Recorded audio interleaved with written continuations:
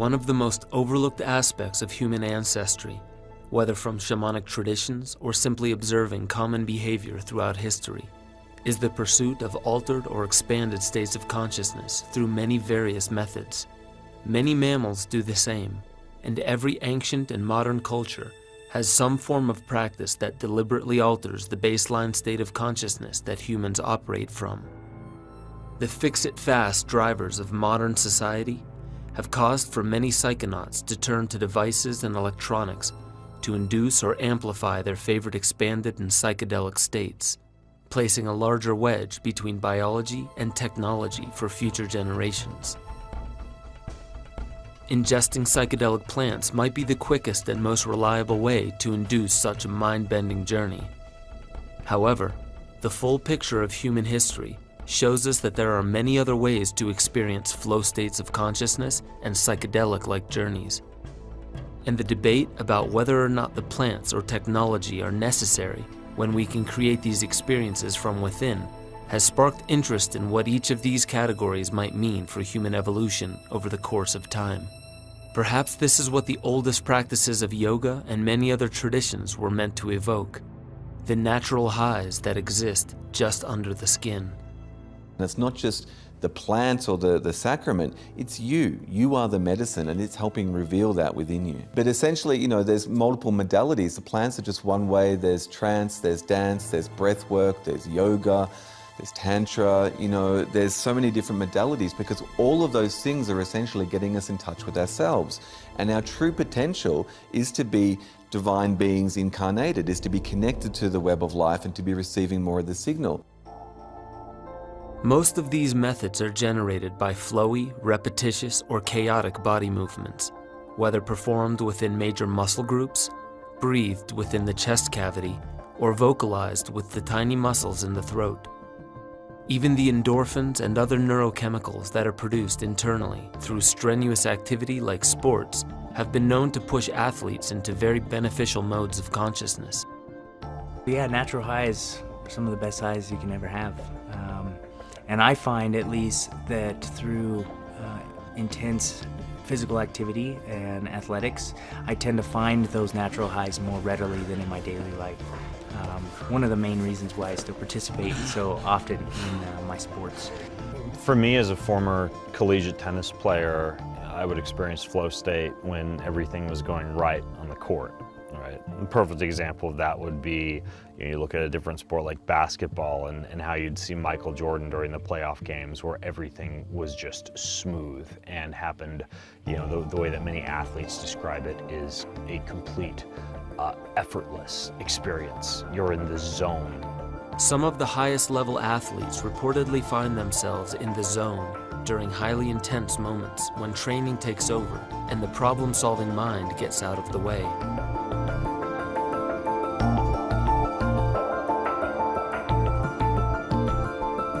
In every ancient or modern culture, you will not find any tradition devoid of dance. All shamanic and religious origins utilize dance for meaningful and ceremonial purposes, ushering the one dancing to another plane of consciousness. Dance is, in our culture, we say chikonkitzli, we say moving energy. This is different. Songs, they're the communication, but when you're dancing, now you're moving your collective, well, if you're individual dance, you're moving energy for yourself. I dance in my backyard. I can transform my backyard from what it was into what it is now, just by certain dances. Because you're creating movements, those are like geometric designs that go into the universe that you just communicated, I want to create this. And the universe says, okay, and then you create it. Collective dance brings about change, brings about creating. And these ancient civilizations understood this, so they would create huge plazas where people would come visiting people. They would partake of these sacred plants and do these sacred dances. The whirling dervishes and the Sufic traditions, created by the 13th century poet Rumi, would twirl or spin in circles for extended periods of time. Even children are known to spin in circles until they cannot stand anymore, Ring Around the Rosie and merry-go-rounds are other examples of children's love for the sensation that twirling brings about. In the film Dance and Human History, we are shown that each of the earliest and untouched traditions around the world include dance styles that correlate with the types of tools they use for daily labor, such as linear one-dimensional dance where wooden tools were used, twisting or two-dimensional when metallurgy was prominent, and even three-dimensional dances in areas near waterways. And a common theory of the purpose for these dances are to revere daily chores and natural elements as sacred, and to achieve psychedelic-like states. The Kalahari Bushmen in southern Africa achieve an equally powerful altered state of consciousness by dancing for 24 hours around a fire and becoming deeply dehydrated and falling into a rhythmic trance-like state. And in that trance-like state, they then have visions. And that, it turns out, is what is being painted on the cave walls and in the rock shelters. It's the visions of ancient shamans. So they enter the deeply altered state of consciousness either through a rhythmic dance or some other technique, or through consuming a plant psychedelic, most often the latter. They enter a deeply altered state of consciousness. They experience visions. They experience encounters with supernatural beings as they construe them. Those supernatural beings may communicate with them telepathically. This is very common in the shamanistic trance. They may give them teachings, and very often they'll have a therianthropic appearance. They'll be part animal and part human. How was it that these rituals helped early cultures commune with ancestors or beings from another realm? Some believe that humanity currently operates from a limited bandwidth, only seeing what we are prepared to see. These dances, rhythmic drumming, and psychedelic plants all have one major component in common. They deactivate the communication between regions of the brain that hold us in our behavioral patterns. Once these regions go offline, the human experience opens up to new patterns, and we no longer need to be prepared to see in order to truly see. But communing with otherworldly beings is just one effect of these expanded states. The health of communities improves with ritual, as seen in the study of psychoneuroimmunology. The concept of psychoneuroimmunology emerged in the 1970s when researchers started to recognize that how people thought not only affected how they felt, but it also affected the neurotransmitter systems. And that depending on what the emotional state was, those neurotransmitter systems could either be elicited to enhance our immune functioning or to compromise it. The simplest example is stress. If you view the world as being a threatening place, you fear the world, this releases stress hormones, and the stress hormones compromise the optimal functioning of the immune system. So by using, for instance, ritual to change people's attitude, to get them to focus on the positive things in life, this is not just emotional in the brain, it's emotional biologically. Your neurotransmitter soup changes. And if you get connected with other people, this starts to elicit the release of lots of different positive hormones in the body that can enhance the functioning of the immune system. So we might say it's just a ritual. So it may just be a trick, but the trick works. The emerging understanding that what we act out through our body actually changes hormonal and even neural functioning has been backed up by even more evidence in the past century. In the well-known story of Norman Cousins, he used laughter in order to recover from a crippling connective tissue disease. Another example came from an NBC article titled "Smiling Can Trick Your Brain into Happiness and Boost Your Health," showing that the act of smiling triggers a chemical reaction of dopamine and serotonin in the brain, lowering stress, boosting mood, and the immune system. There are also articles showing that Botox injections, which use a neurotoxin to smooth out wrinkles, also keeps the face from being able to express emotions. This has been touted as performing like an antidepressant, as they're finding that if the face can't act out a depressive or anxious expression, then the brain cannot maintain the hormonal and neurochemical recipe to trigger the inner sensation attributed to those emotions. Even animals seek natural highs. Jane Goodall has been observing apes at Gombe, Tanzania, as they seem to seek altered states of consciousness. They become aroused as they creep towards pounding waterfalls, throwing stones at them, and then settling down and swaying rhythmically as they peer almost meditatively into the natural wonder. Since the dawn of cave art, humanity's reverence for altered states is found nearly everywhere, and quite possibly one of the oldest methods of sending participants into states that are identical to psychedelic journeys is an alteration of an act that we cannot survive more than a few minutes without: the breath. The method I like the most that doesn't require an actual psychedelic substance to induce a psychedelic state is breath work, and there's a lot of different practices of breath work. And this is a pretty reliable way of engaging the body and the breath to induce an altered state, and it doesn't take that long, whereas some of the other ways of inducing an altered state without medicines, like extreme physical exertion or an illness or injury or something like that, isn't as adaptable in modern society. But we can induce an altered state with breath work and have a full experience within an hour, hour and a half. And to me, that makes it very accessible for somebody to have an altered states practice, a regular altered states practice that both helps heal the body, keeps us grounded, helps balance out other psychedelic medicine use, and it can be done pretty regularly to help clear that psychic plaque that we carry from day-to-day stress and being rushed in the world. These modalities are seen most easily in the yogic and Tibetan Buddhist practices of the East.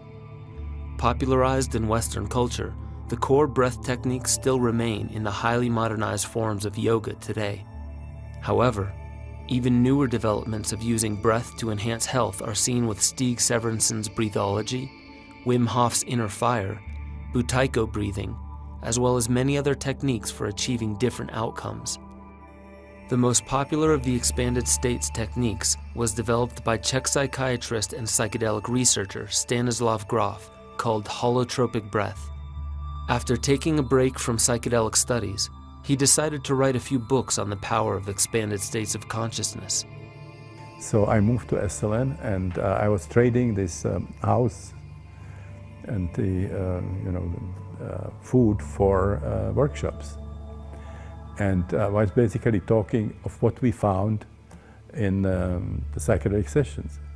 And people were not very happy with me. They said, it's great to hear about all these great experiences, but can't we do something? Don't you have a little stash on the side? And I said, I don't have the license to do it, and I think Estelen would not be very happy with us.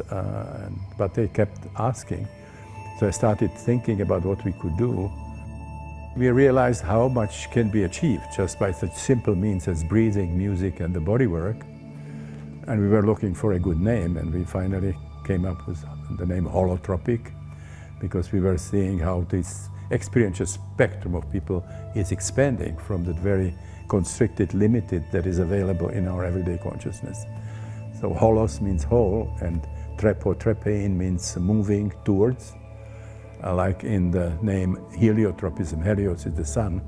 Heliotropism is the property of the plant, the flower, to always orient itself, going for the sun. So it means moving toward wholeness. So holotropic states are not like that. Your intellectual functioning is dramatically changed, but not reduced, it's transformed. You can see certain things much clearer, you get insights about things. Where you go inside and you find out that the whole universe is represented inside of your psyche. The whole universe from this perspective is coded somehow in the psyche, is available through intrapsychic exploration. And this is, of course, the essence of all the esoteric cultures, as above, so below, as without, so within. So each individual is a microcosm that also contains the whole macrocosm. In a society hypnotized by scientific study with the use of external technologies, exploration into the mysteries of the universe using self-observation is seen as inaccurate and flimsy. Answers to our most timely questions, such as who am I, why am I here, and what am I to do, are given only the most conservative answers like, we don't know, or that gene hasn't been found yet. Speculation is frowned upon, but psychedelic states or natural highs seem to push the mind into greater curiosity, expanded receptivity, inner contemplation, and wild speculation. Those who seek altered states of consciousness are not doing so to get more of the same. They seek transformation. People of all walks of life go to the blazing hot and dry lake bed of Black Rock City for Burning Man 1 week out of every year, not to strengthen their routines and habits, but to dismantle them and see beyond the veil of their own making. In a society touted as being almost completely consumer-driven, people are left to use plants, vacations, retreats, natural and unfortunately not so natural substances to shield their eyes and ears from the onslaught of products and sales gimmicks. The Kogi people of Colombia spend 9 years of their formative life in darkness in order to connect with what they call cosmic consciousness. Egyptians had the pyramids, Romans used the catacombs, and even the Essenes in Israel are reported to use extended periods of darkness. All of this to remove the shackles of limited thinking and liberate oneself from the wheel of suffering. John Chavez, author of Questions for the Lion Tamer, has pushed the speculative envelope regarding the role of endogenous DMT in telepathy, lucid dreaming, and the overall questions of how much of our biology we can actually control through thoughts and actions. Extended fasting leading to years of inertia or living without food, breath practice leading to world records of 22 minutes without oxygen, breaking the 4-minute mile when doctors said it was impossible, surviving incurable diseases, unbelievable feats of strength and willpower. All because the human spirit seems to seek beyond conventions and restrictions, and mostly with purpose. To know thyself. Not just in theory, but embodied. The psychonauts that long to witness as much as they can on this beautiful planet in these amazingly mysterious bodies do so because the greatest mystery of all is right around the corner, and this life might be their only chance. What truly lies on the other shore when this body dies is a mystery, but glimpses into that world have been coming to light in the form of near-death experiences, and the experience is far closer to a psychedelic journey than one may think. Michael Sabin, the cardiologist who studied his own patients, he had a case where they're operating for a tumor which was sitting at the base of the skull, and they had to freeze the patient. So there was not only no cardiogram showing anything, but the EEG was flat. There was no brain activity, and yet from her they got the most accurate perception of this out-of-body perception. She was able to describe what they were doing. She drew the pictures of the surgical instruments and so on. And you know, this happens with not just in these kinds of situations, but all kinds of transpersonal experiences mediate sort of extrasensory perception, becoming an animal or you know, having experiences from the past, from historical events, visiting the mythological realms and having visions from mythologies that you never studied. This is the Jungian idea of the collective unconscious. This is all well documented in psychedelic research and confirmed by holotropic breath work. So these kinds of things, you know, they ask for radical revision of psychiatry and psychology. Well, the most basic metaphysical assumptions are wrong. 1 in 5 people who are resuscitated from cardiac arrest are reported to have a near-death experience. Why would the process of death bring on such similar experiences to psychedelic states of consciousness? One study by Jimur Borjegin at the University of Michigan has found that for about 30 seconds after rodent models' breathing and heart stopped, their brains increased their neural activity, including gamma waves in all of them.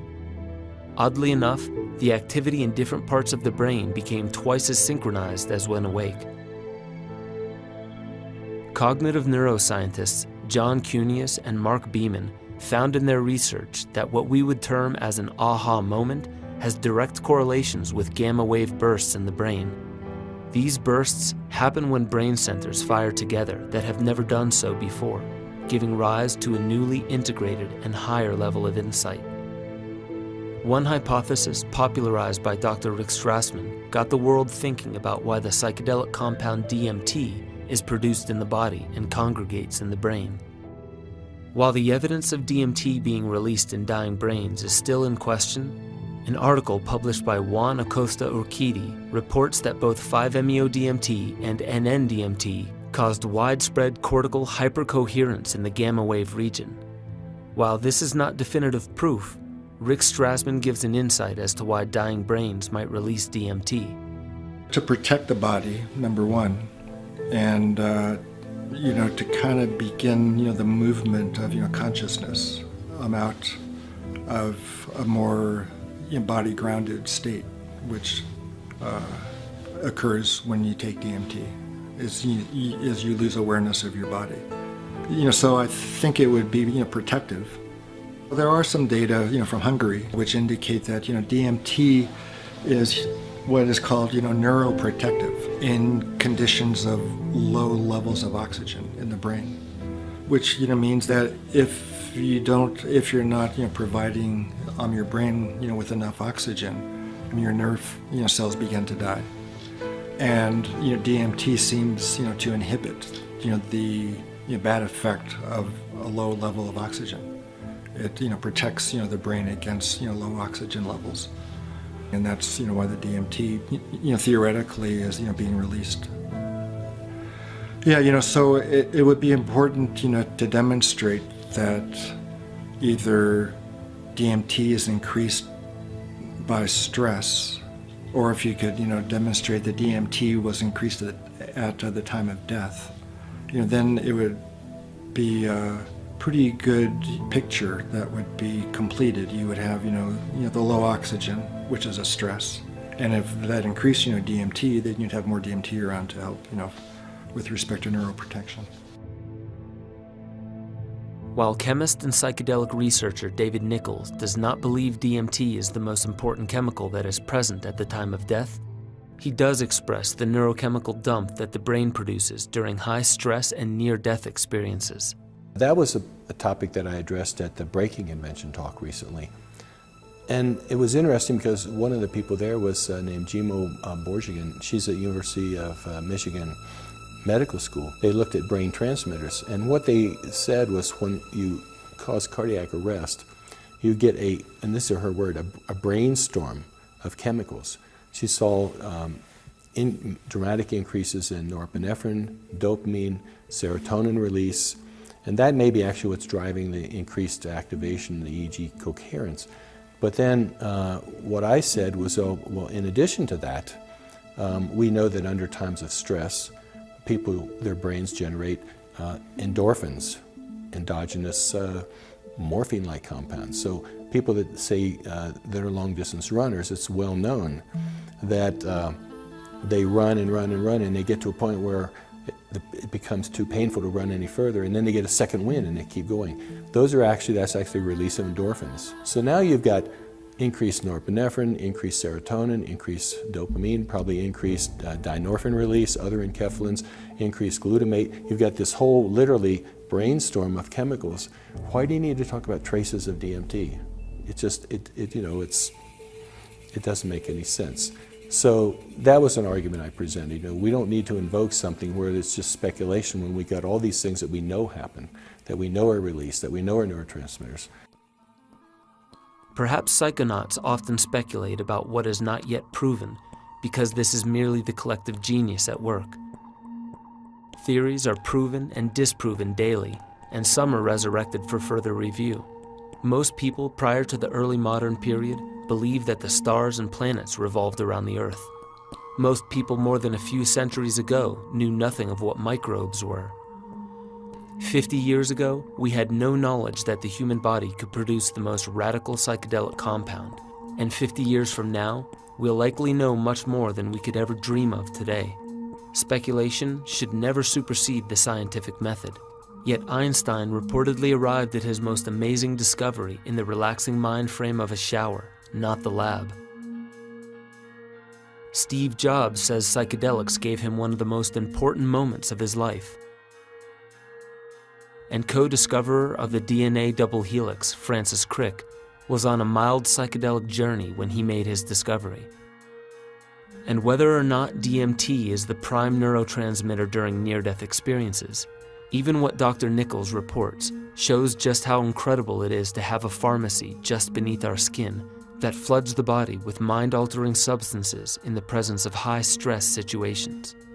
In 1990, Dr. Kasamatsu and Dr. Hirai conducted a study on a group of Buddhist monks in which they took a 3-day voyage to a mountain in extreme cold weather, no food, water, or communication of any kind. After the second day, the monks began seeing and feeling the presence of ancestors and other beings. It was found that increased amounts of serotonin began flooding the brain. Serotonin is exactly what psychedelics mimic. Even a modern rendition of Tibetan Tummo yoga has been crafted by Wim Hof in the Netherlands. His breathing method has created much of a buzz because it has been scientifically shown that he can withstand submerging himself up to his neck in ice water for 8 hours with perfect alertness and core temperature that not only stabilized but even increased during the test. This breathing technique has been shown to dramatically boost immunity in the face of E. coli infections for himself and his students. You feel the adaptation? Right on, I can see it.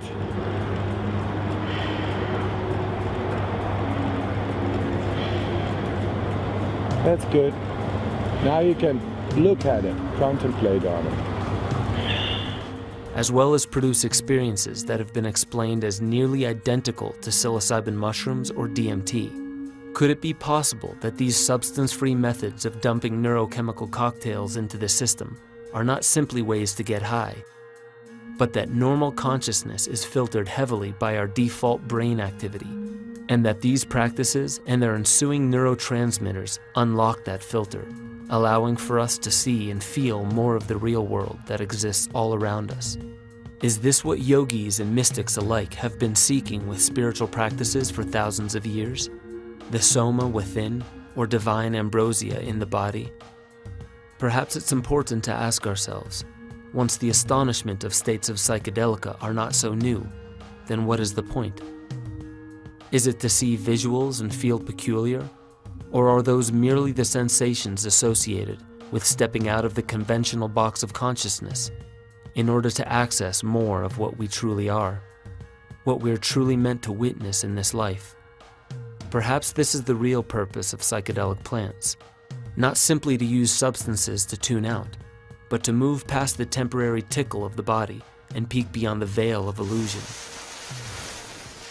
For when the top-down opinions and the rhetoric of culture are carefully examined, all that is left to do is to remain open to love. What happens when the mind becomes still in the knowledge that you are the real and only medicine that this beautiful planet needs? There's only one way to find out, and that way is within.